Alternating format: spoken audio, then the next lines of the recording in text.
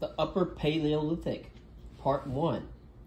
The first modern human hunter-gatherer societies that lived in Europe are known collectively as the Upper Paleolithic. The Upper Paleolithic is dramatically different from that of the preceding Middle Paleolithic.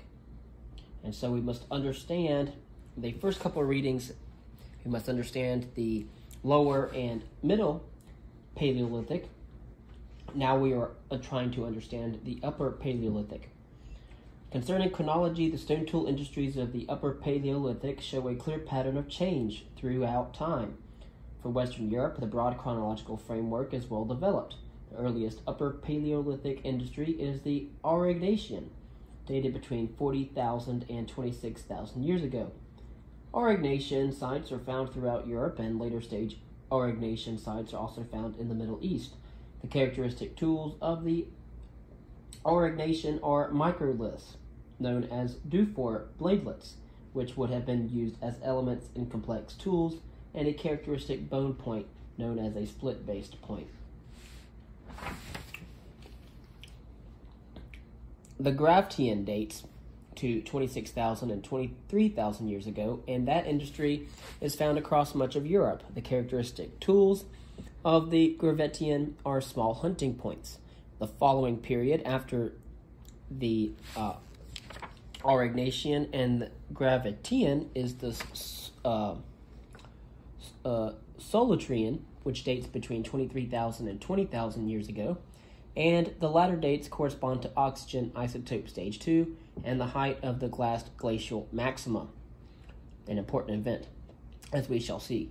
The Solutrean is limited mostly to France and Spain, and is characterized by the presence of beautifully thin bifacial points, pieces that have been thinned by removing flakes from each face, not by striking the rock, but by applying pressure with an antler to push off remarkably delicate flakes.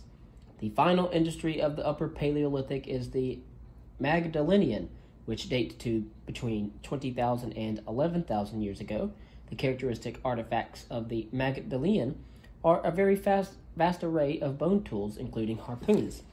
And so we have the Aurignacian from 40,000 to 26,000 years ago, the Gravettian from 26,000 to 23,000, the Solutrean from 23,000 to 20,000, and the Magdalenian from 20,000 to 11,000 years ago. And so we see that the Upper Paleolithic industries in Western Europe date from around 40,000 years ago to 11,000 years ago. So about 30,000 years time characterized the Upper Paleolithic. The Upper Paleolithic industries include microliths and bone tools, unknown in the repertoire of the Middle Paleolithic. It is interesting that both of these types of tools are known from the Middle Stone Age of Africa, bone tools from Katanda and Blombos, and microliths from Howisson's port periods. In the Upper Paleolithic, many tools were made on blades, defined as flakes or pieces detached from a core that are twice as long as they are wide.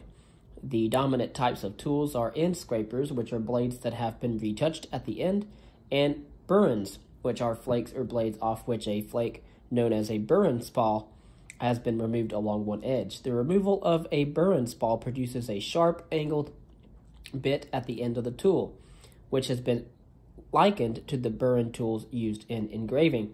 Perhaps the most striking aspect of Upper Paleolithic stone and bone tool industries is the presence of sophisticated points used as light projectiles. By the Gravettian industry, there is clear evidence that an atlatl, or spear thrower, was in use. An atlatl is a hooked piece of bone, ivory, or wood that is used to launch a light spear. A number of archaeologists have studied the movement of the raw materials used in stone tool manufacture. During the Upper Paleolithic, raw materials, including the famous chocolate flint found in Poland, were removed across long distances. This pattern is interpreted as evidence of long-distance trade networks. The bone tool industry encompasses a wide range of items, including hunting tools. In the latter part of the Upper Paleolithic, there is also evidence of a well-developed toolkit for sewing, including fine bone needles. Concerning human burials are absent from the Aurignacian Beginning in the Gravettian, burials of individuals or groups are found with rich ornamentation. Some of these burials raise questions about the extent of inequality in Upper Paleolithic societies. At Sungir in Russia, for example, 2 children were found buried in a context dated to 24,000 years ago. The children were buried in a large, shallow grave and covered with red ochre. The wealth of artifacts found in these burials includes thousands of ivory beads, probably the remains of beaded clothes, long mammoth tusk spears, ivory daggers, pierced fox canines, antler rods, bracelets, ivory carvings of animals, and disc-shaped pendants, as well as ivory pins. At the site of Dolini Vestanis in Moravia, a triple burial was discovered in a context dated to 28,000 years ago. The 3 individuals found in Moravia, all young adults between 17 and 20 years old, face south and are positioned in a striking manner. The central skeleton is the most gracile and is most likely female. She lies on her back, and her pelvic area is covered in red ochre. To her left, a heavily built male was buried lying face down, with his head turned away from the central figure, and his hand apparently clasping her hand. His head had been smashed. To the woman's right, a second male was buried with his hands positioned on her pelvis. A large piece of wood has skewered his body through to his sacrum. Burial offerings include wolf and fox tooth pendants and small ivory beads. The excavator proposed that the triple burial reproduces the failed birth of a child, the male figure on the right being a medicine man attempting to aid in the delivery, and the man on the left attempting to provide comfort. In the Sungir burial, a tremendous wealth of objects is buried with young children who would not have had a chance to accumulate such wealth through their own efforts. The practice suggests that some individuals in that society were born into positions of high status. At Dolini Vestanis, the triple burial raises the question of the connection between the 3 young people and why they were afforded such extraordinary treatment. Detailed analysis of the skeletal remains has uncovered a surprising link between the 2 sites. Both the woman and one of the children show evidence of pathology. The Sungir child's skeleton displays a marked bowing and shortening of the femur, while the skeleton of the woman from Dolini Vestanis exhibits deformities to her skull and her torso.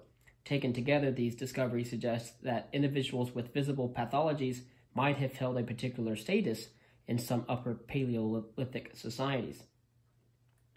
Again, there are bone tools from the site of La Madeleine, France, dating to the Magdalene period.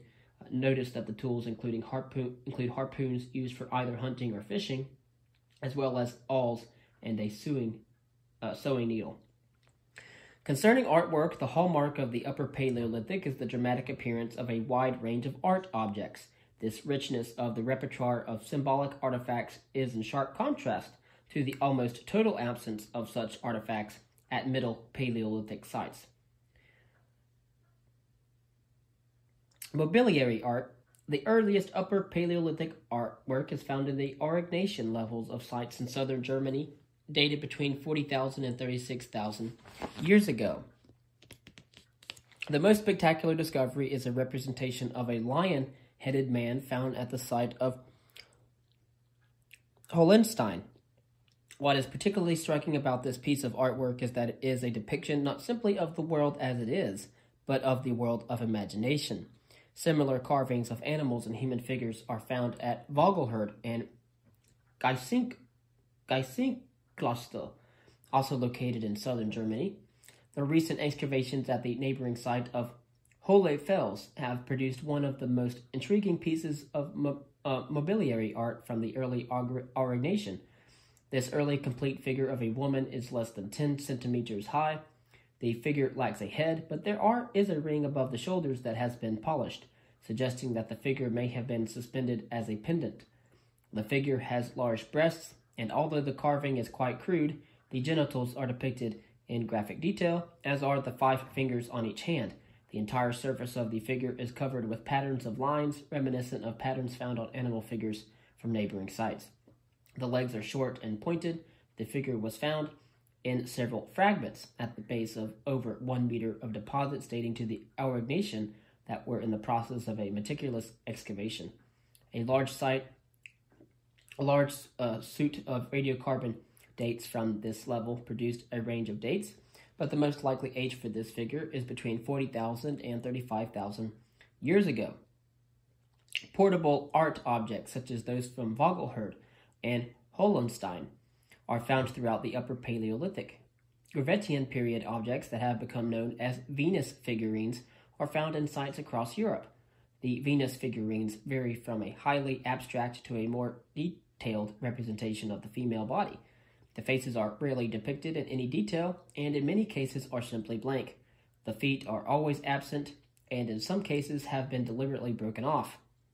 The meaning and function of these pieces are the subject of a great debate, and that of speculation. Bone flutes are known from the Gravettian levels of the cave of Isturitz in southern France. It is interesting that 2 of these flutes are made of vulture bones. One flute was also recovered from the Aurignacian levels at Isturitz, and fragments have been found in the Aurignacian of Geisenklausel. The most dramatic evidence for music in the early stages of the Upper Paleolithic comes from the excavations of the Aurignacian levels at Hohlfels in Germany, the same site that has recently produced the earliest Upper Paleolithic sculpture of a woman.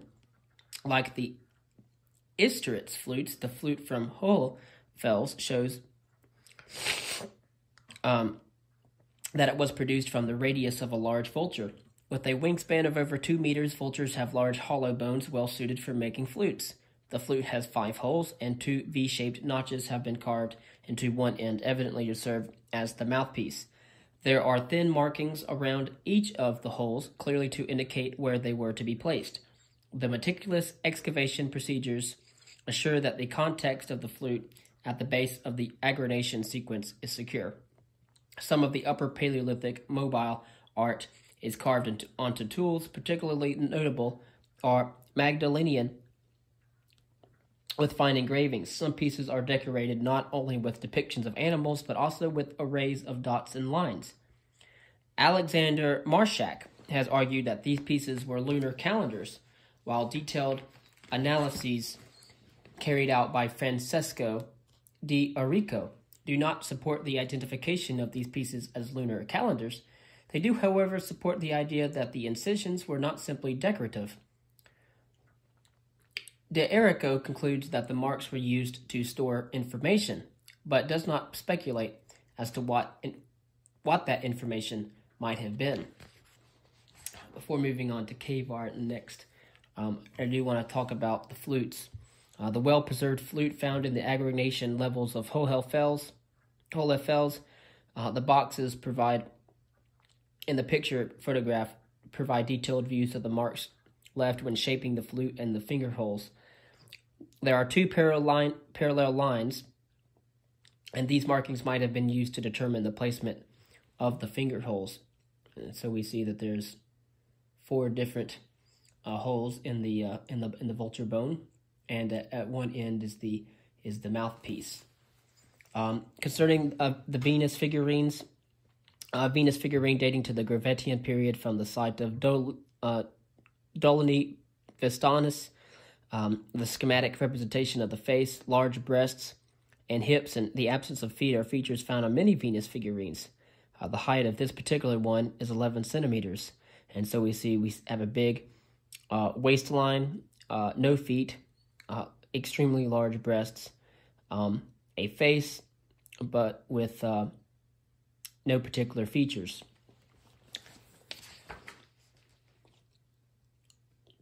The Venus figurines were portable art objects that are found within the Gravettian industry, and they depict the female body. The Hohenstein ivory figurine of a human with the lion's head dates to the Aurignacian period, and the height of that figure is 28 centimeters. And so it's a human body with a lion's head.